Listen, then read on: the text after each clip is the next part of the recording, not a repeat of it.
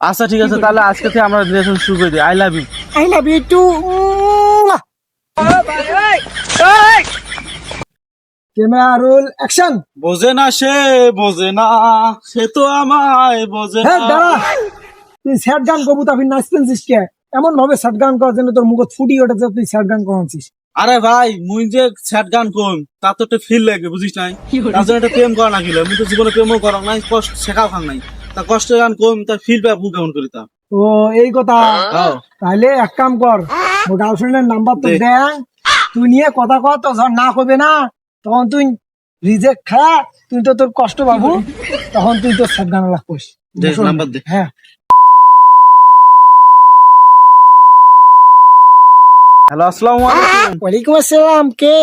আমি ওই যে আলমামুনের বন্ধু বলতেছি। ও আপনি কি ছাড়িয়ে? হ্যাঁ হ্যাঁ, আমি সেই শাহরিয়া। আচ্ছা ভাইয়া, আপনার সাথে একটা কথা ছিল। হ্যাঁ ভাইয়া বলেন।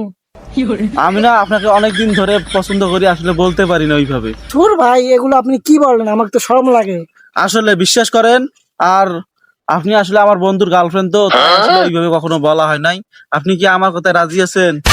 ভাইয়া আমিও তো অনেক দিন তো ওর সাথে রিলেশন করি, এখন আমি বোর হয়ে গেছি ওর সাথে রিলেশন করতে করতে, চাইলে আমি আপনার সাথে রিলেশন করতে পারি। আচ্ছা ঠিক আছে, তাহলে আজকে থেকে আমরা রিলেশন শুরু করে দিই। I love you. I love you two.